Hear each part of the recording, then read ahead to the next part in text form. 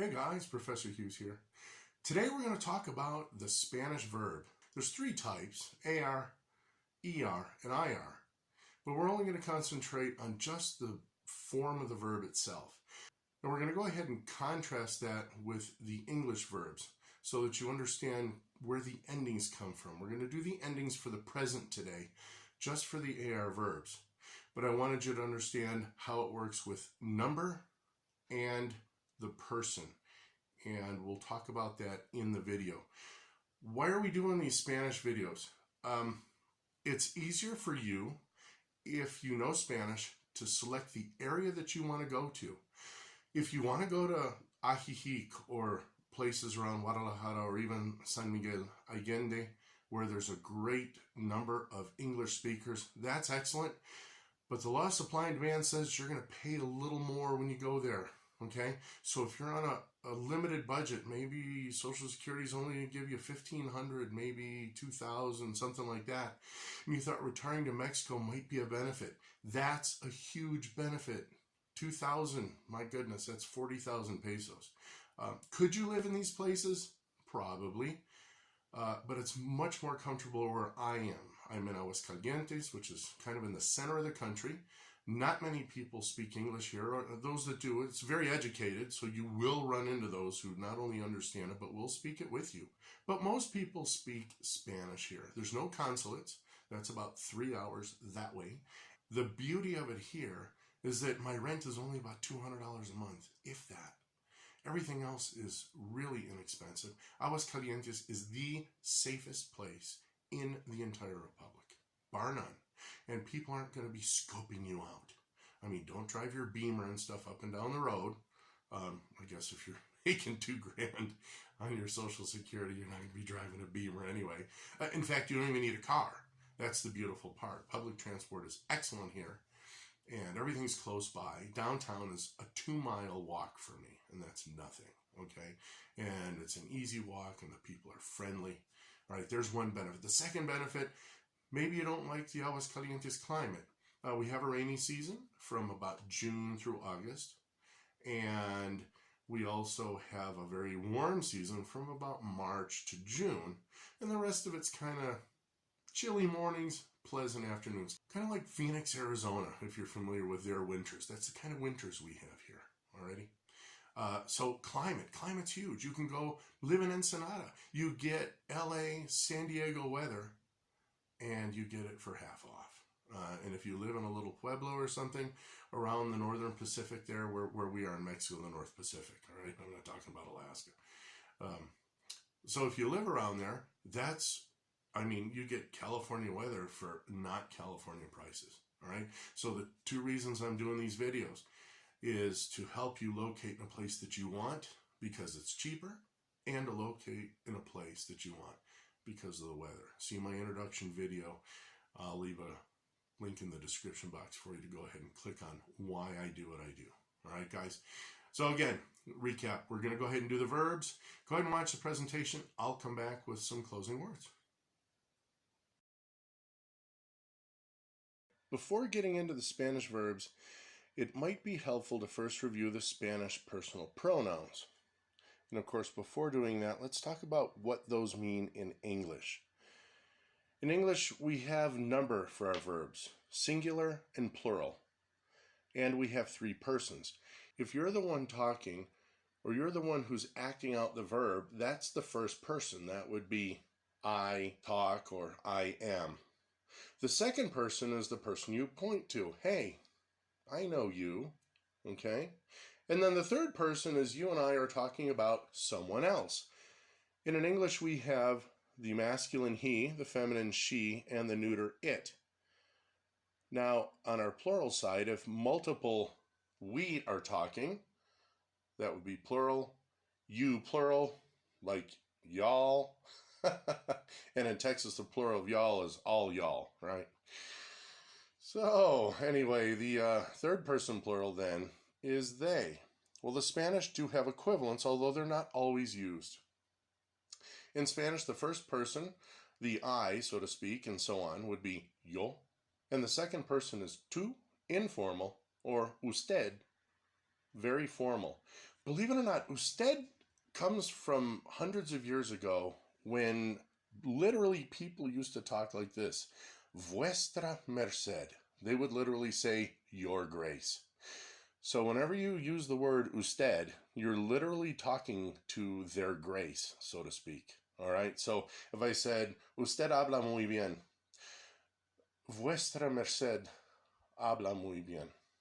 Okay. Your grace speaks very well. Okay. So when you use usted, pretty much that's the kind of formality we're talking about. Okay. The third person then for the singular is él, always with an accent, even when capitalized, because it is the subject of the sentence. Okay. And that would be masculine. The feminine is ella.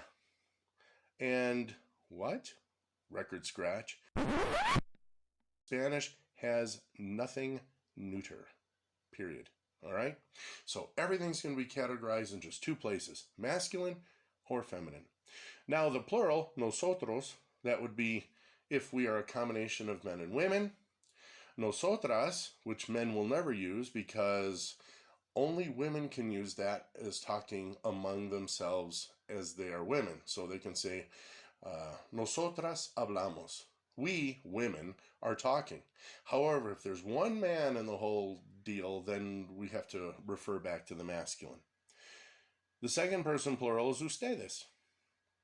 And finally, the third person is ellos. If you're talking to about the third person plural in general, and the only times you would use ellas is if you're talking about a group of women who are actually doing the action, or any feminine gender noun. Like the word for seal is foca. So if I said, las focas están jugando. The seals are playing. Ellas están jugando. Okay, so that's where we would use that.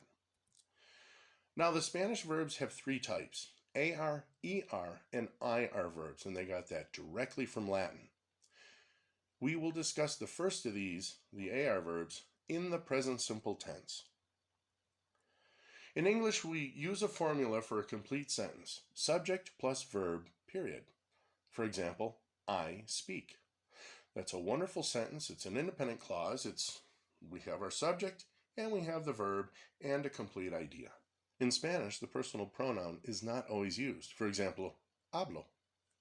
I know by the end of that verb exactly who is saying it and when it is being said, and by how many. So let's break the verb down. By the way, all Spanish verbs will conjugate the same way. Hablar is the infinitive. The infinitive is like to speak. It contains no specific number.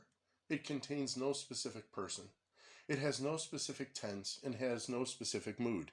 It is the verb itself in all of its infiniteness, if you will. So if we had the verb to speak in English, we would cut out the to and just have speak. So hablar is in the infinitive. Removing the AR gives the root. The root then is habl, to which we shall add the ending, which will give us the following. It'll give us the person doing the action, whether it be first, second, or third. It'll also give us the amount of people saying it, whether it's a singular person or a group of people. And it will give us the tense or the mood. The tense is when, like in the past or in the future. The mood is kind of how we feel about that verb.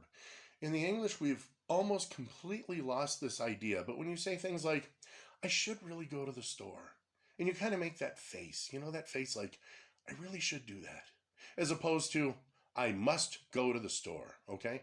Wow, even shake your head and everything else, right? So the mood is how we actually use that verb.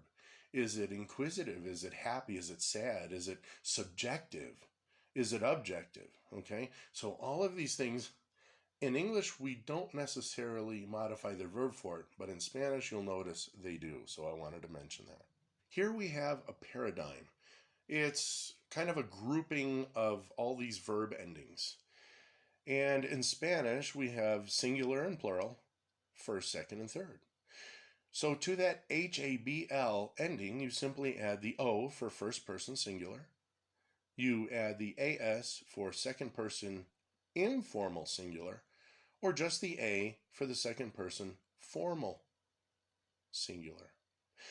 And the third person is just an A, regardless of the pronoun that you're using there. On the plural side, for the first person plural, it's amos. For the second person plural, it's an. And for the third person plural, it's on. So again, all you do is add these endings to the verb, and it will immediately tell my subject, and it will give me the tense. Since we're only doing present right now, if I said hablas, you would have to take the AS and go, oh, that's for second person, and to translate back into English, you would say you, and then you have the habl, which is speak. So you speak, hablas. So let's say the verb hablar with the personal pronouns. Yo hablo. Yo hablo. Tú hablas. Tú hablas.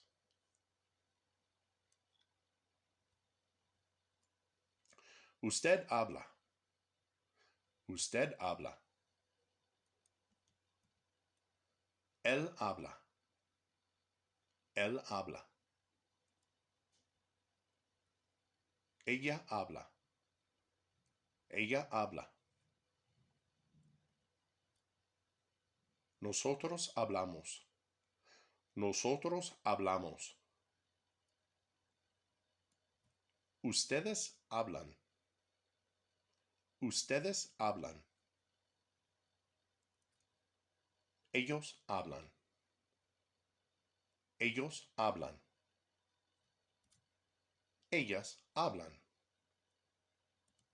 Ellas hablan. Welcome back.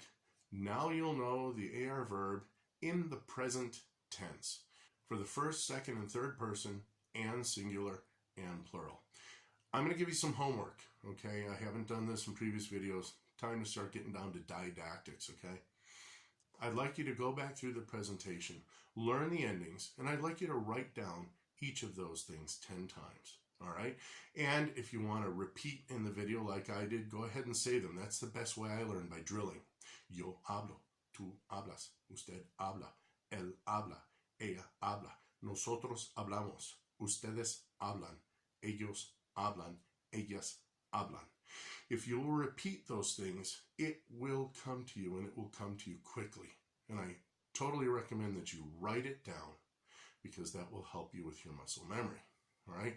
Those two things are critical for any language acquisition. All right, guys? Again, why? Save money, and you can pick your weather. What else is there, right? Okay, guys, till next time. This is Prof. Hughes saying, class dismissed.